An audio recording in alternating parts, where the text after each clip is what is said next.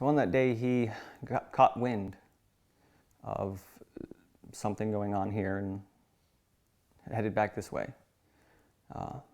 What I know of Mike and the person that he was, his intent was to get back to his family, take care of them.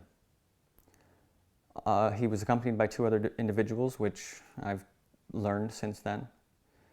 On their way back, when they approached the property, they encountered ATF agents who shot Mike several times.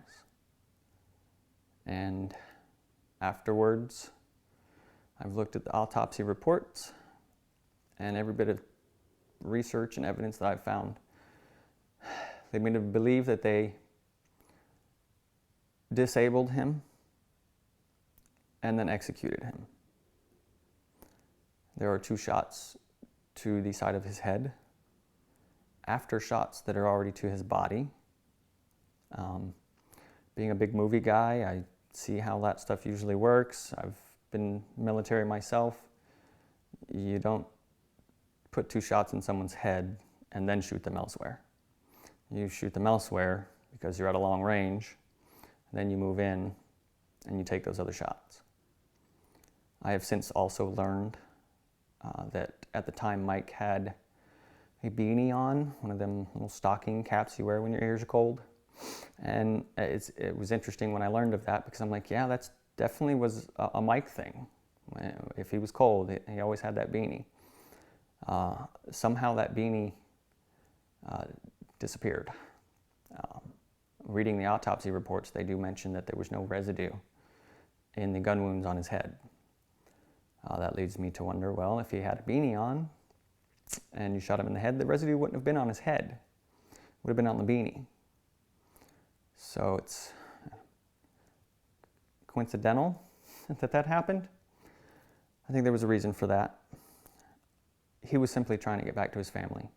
I can almost, having not been there, almost play out the scenario in my own head. Knowing Mike, they'd instruct orders, tell him to halt, stop, whatever it may be, get down, put your hands up. Mike would have continued going forward to where he was trying to get to, which was us on the property. He was not a violent, aggressive man. He was not a weapon kind of man. We did not grow up with guns in our house. He probably had rarely ever even shot a gun. He would have continued going towards us, trying to get to us. And they killed him for no reason whatsoever. Much like the entire thing. What I liked for people to know and take from the experience of the tragedy that happened here. Everybody talks about the Davidians and the government and who shot first and the fire and this and that. It really distracts you from the true tragedy. That was a lot of these people did not choose to be here. We had kids that were 10, like myself. My siblings were 9 and 7. My youngest brother, who was 2. There were newborn babies here. Did not choose to be here, did not choose any of this. They didn't believe in David. They don't understand that stuff at that age. The government came in with complete disregard for that aspect.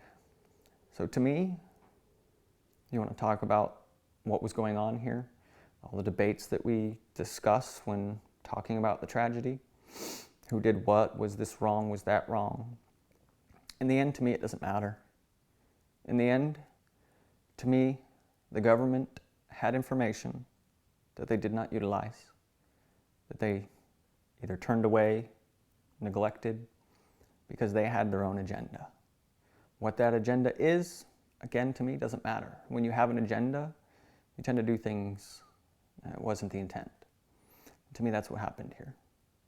They had a reason. They had a suspicion to want to do something, and they did not go about doing so correctly. You ended up with a lot of innocent people who lost their lives that day in a very tragic way. Picturing yourself in that situation, it's pretty difficult to imagine going through that.